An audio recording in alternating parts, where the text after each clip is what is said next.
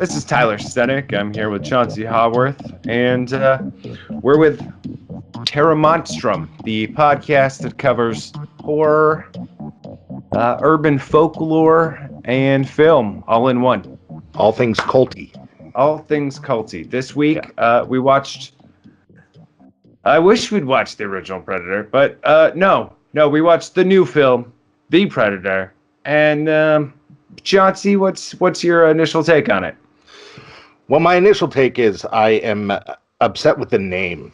So just even before getting started, I find the name to be ridiculous. The fact that we've gone from Predator to Predator 2 to Predators to now The Predator. It seems a little de-evolutionary. Are you saying you're not looking forward to the next movie in the series, A Predator? Yeah, or G Predator? Some Predators? Right. Yeah, totally. Half a Predator. What about Prederi? Can we get a scientific name covering multiple predators? It could get political and become the Predarati. Oh, I like that. I like that a lot. That also makes me think that they're bursting in places they shouldn't be, and no one was expecting them, much like the Inquisition. Nobody expects the Predarati. Nobody would. So I don't like this because, for one, it makes I'm a generally cynical, hateful human being, and it just makes it perfectly aware to me that this movie was named for marketing and no other reason. Oh, absolutely. Yeah, because there's very, very clearly multiple predators within this film. And I would say they're both equally kind of the focus. Yeah, I agree. The one guy went down a little disappointingly and anticlimactically, I have to admit. Oh, yeah. No, for sure. But, it makes me think of what was the one? Prometheus. I was really excited that Prometheus was a prequel to Alien, but had its own name and concept. I went into it expecting art. I did not go into this expecting art. Oh, no, not at all. No, I had friends over because I was specifically expecting the cluster that we ended up getting. So, technically I got exactly what I was expecting, although that's still discipline. Yeah, but they can always be happy. They can make as many movies as they want now, including Alien versus Predator, and really be confident that it's almost impossible that they could make a movie as bad as Predator 2. It's true. So it's like they already hit rock bottom and they're scraping their way back up, and everything from here on out is a success compared to Predator 2. Yeah. I mean, that's what I would have thought, but honestly, I think I prefer Predator 2 over this, so.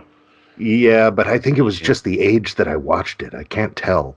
I don't know. I'd have to rewatch it again, but I do recall it being at least more like having more of a mood to it, I guess. A weight and seriousness that this movie certainly didn't have.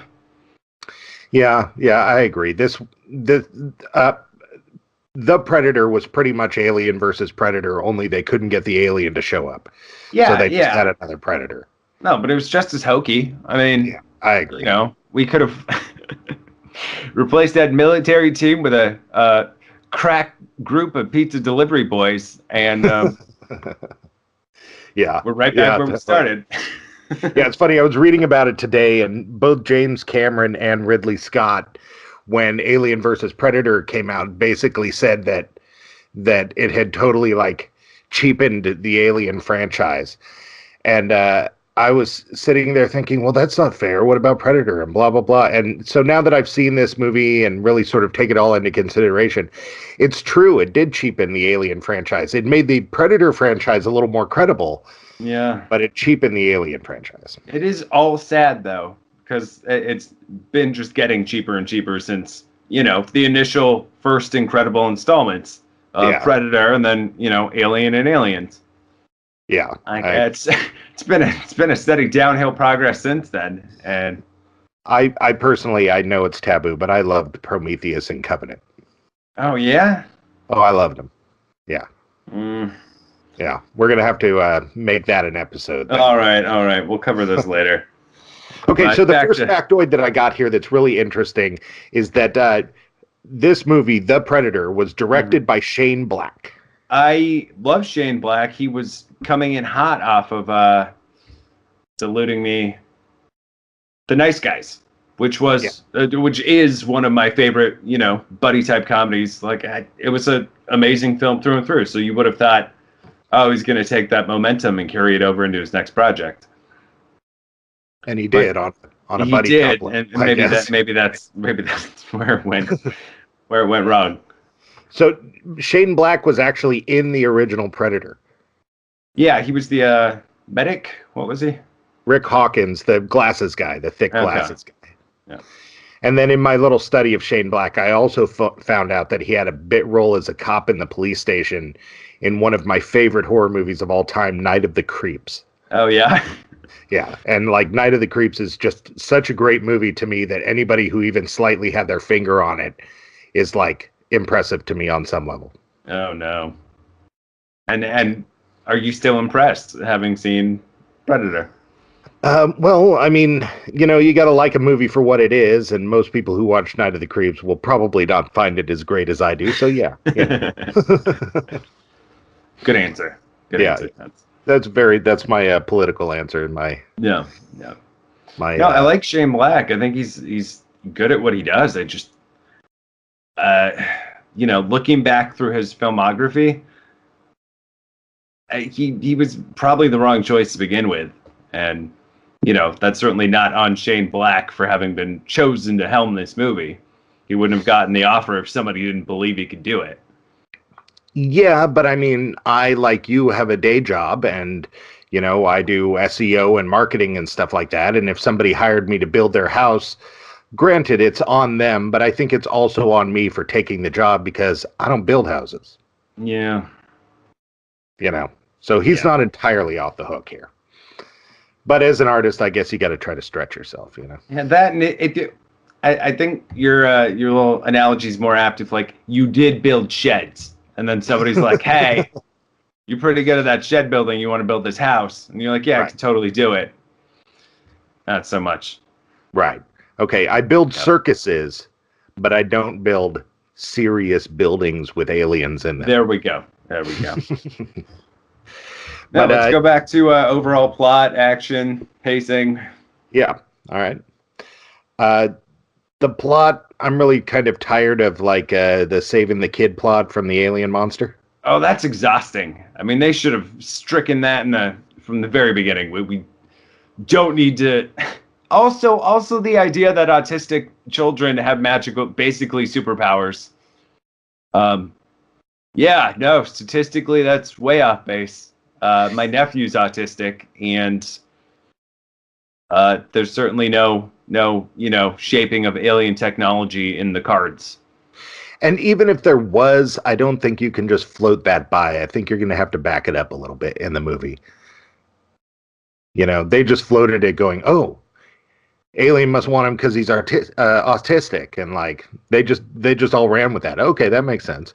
And that was the end of it, Yeah. No, for those who don't know, the broader premise of the film is that aliens are actually harvesting DNA from creatures across the universe to make themselves better and cooler and bigger.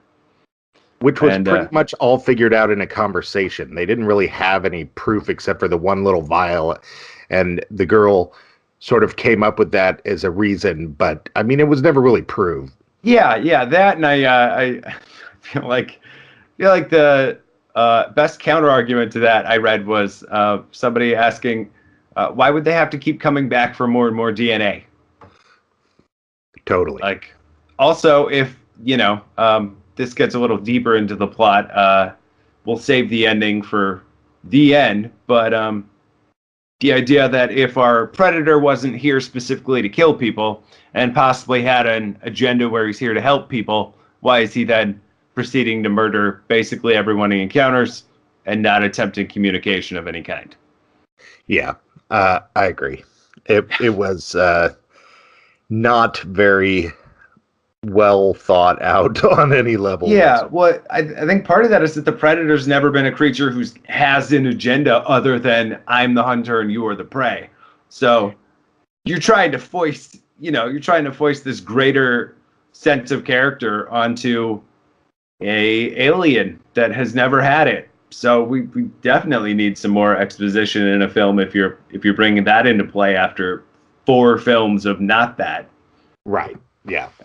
Yeah, and down the lines of that, as much as I'm irritated with the saving the kid plot, I got to say that kid acted pretty well. Oh, he's a good actor. Jacob I like Tremblay. the kid. Yeah, he was good. He's coming up in that Doctor Sleep movie, I guess, with Ewan McGregor. I don't know about that one. Doctor Sleep is like the sequel to The Shining. Okay. And Ewan McGregor plays Danny all grown up. All right, I'm in, because that I think that kid could certainly pull off weird horror movie vibe. Yeah, and the book's already out there, but yeah. The other thing that was really just kind of pissing me off in the stereotypical kind of way is the idea of a bigger, badder version of the baddie being the bad guy. Yeah. It's like, I mean, I got not it. Exciting. Yeah. I think just for sheer, for sheer what am I expecting? Oh, I know everything this creature can do. It can just do it bigger. Yeah, well, that's one thing I appreciated about Alien Covenant is they actually made them smaller in a lot of the cases. And I feel that we live in a world where we see the power in small things, in a world of phones and nanotech and designer babies and stuff like that, Well, that, and they made them more unique in Covenant, not just here's an oversized version of what exists. Like, here's any different version of what exists already, just different sized. Right. Yeah. And I mean, all the large creatures on Earth have died out historically and gotten smaller. So I don't even know that getting giant would be a advantage for the Predator. Yeah, totally. Yeah, totally. Yeah, and then I also have to say that okay, so you and I, we used to work with Blake, a friend of ours, Blake. Yes. And Blake used to say that he refused, I hope he was joking, but he used to say that he refused to watch any movie made before the first Jurassic Park because... I feel like he wasn't joking, but go on. I don't think he was either, but, I like to pretend he was. Yeah. Because, everything before that, the effects and the cinematography and everything was terrible, he'd say. And looking back, my daughter loves the Jurassic Park movies, and I watched the first one not too long ago, and the effects are good, but still they're obviously there. I felt that the big Predator in this was very blue screeny. Oh, it was poorly done, and I think they knew it. I mean, it didn't feel organic. It felt like a 3D character superimposed into this film. Yeah, there was something very flat about it, yet very face about it. And the colors. I mean, lighting is one of the most difficult things to do. Yeah. And, that's why a movie like Jurassic Park succeeds so well, because when they're doing big CGI, they're doing it in a darker environment most of the time. And it lets you hide the flaws of the technology. Right. We should be... We're at the point where they could have made a great Predator if they wanted to, a great big guy. But obviously, I would assume it's a budget call, and it just wasn't there. Yeah, they couldn't Gandalf it. Yep. Yeah. Yeah, so I definitely thought that was ridiculous.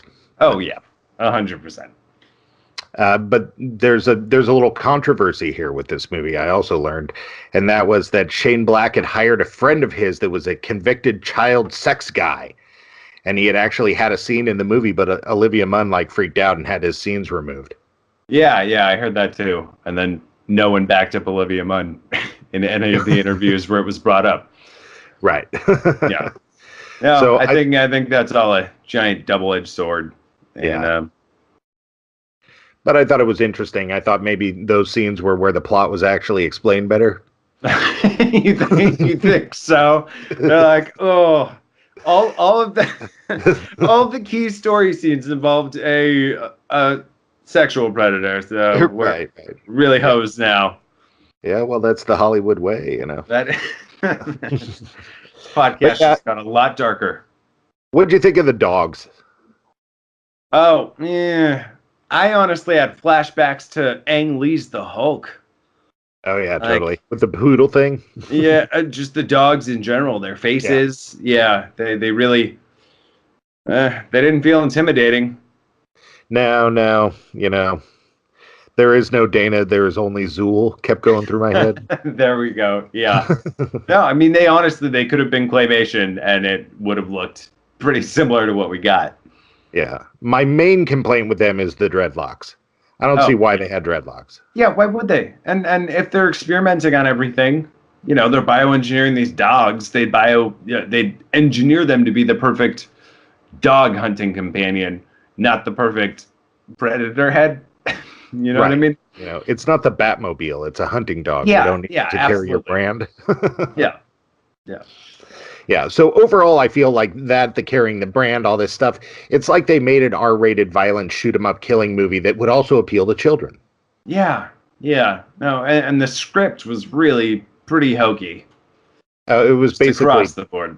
yeah, it was basically Alien versus Predator Requiem, only without the alien. It was Yeah, like the same story. yeah, yeah. No, it felt. I mean, the script, the script points and the broad characterizations felt the same too. Um, Well, yeah, I mean, we didn't even cover his group of our main character's group of army friends who are for some reason all packed into a bus going from one place to another in the middle of the night. oh, yeah, totally. Where are Yeah. they going? Where'd they come from? They're all being shipped off to the mental asylum. From the VA hospital in the middle of the night? Yeah, well, I think it was important to get the alien guy out of there. Yeah. Now, I'm just filling in what I think they were thinking. But Okay. I totally Okay. get what you're saying. I'm not saying it was obvious. Yeah. Yeah. But I do want to highlight a couple things. There were some highlights for me. Personally, when Olivia Munn is stuck on top of the bus, and we Uh, think that our good guy is going to catch her, and then she just rolls off and out of frame to hit the ground. I thought that was very funny. yeah, yeah. Yeah, yeah, real highlight for me. Also, I'm gonna guess that made it into the trailer. it didn't, but it should have. Yeah, And our death scene with the guy pegged to the tree and the other guy on the ground, and they look at each other like, buddy, we're gonna have to do this now, and then they shoot each other. yeah. What's up with that? What's up with how good of a shot are you in that situation? Bananas. How good of a shot are you? And what's the likelihood you fired off at the same time? How many times did these guys practice this? Right? I mean, I feel like the odds are much better that one of them gets shot, not killed, the other one misses, and then Or maybe tweaks out a little because he has Tourette's. yeah. Right. Yeah. I don't know. Lame. Yeah. Absolutely lame. No, I'd stamp a firm pass on this one to anybody who's waffling on whether or not they should spend their time seeing it. As a horror movie science fiction fan, I have to say, regardless of what anybody said, I would watch this movie, and I did kind of enjoy it because it has aliens killing each other with laser beams and glowing blood. Okay, and okay, really let me that like checks off a good 50% of the stuff on my list. All right, let me put a addendum on mine. If you have a group of friends who like making fun of movies and they're funny people themselves, bring them into a room and watch this movie with them. Totally. Yeah. Well, you're going to love this. The producer, John Davis, has said that The Predator set up 2 sequels that he hopes Shane Black will return to direct. Why? Is this after it failed commercially, or is this Yeah. before it failed commercially? But Black responded with, I would love to say we've been planning a trilogy, but I take one day at a time. In motion picture terms, that's one movie at a time. So Shane knew. That's good to hear. It's good Yeah. to hear. I like how it set up 2 sequels. Like, where exactly did those happen? Yeah, for anybody who wants a good alien film, MST3K Mac and Me is currently on Netflix, and that was delightful. I'm not sure if somebody going to see The Predator is looking for delightful, but that's funny. I mean, the characters are probably deeper than the Predator. The alien makeup effects might actually be better than Giant Predator. Also, there is a shootout at the end, so I feel like we have most of the bases covered there, Chauncey. Yeah, and it also sets it up for Mac and Me Too, where Mac has to fight like the giant version of Mac. That would be the best movie ever. Yeah. All right, well, that was The Predator.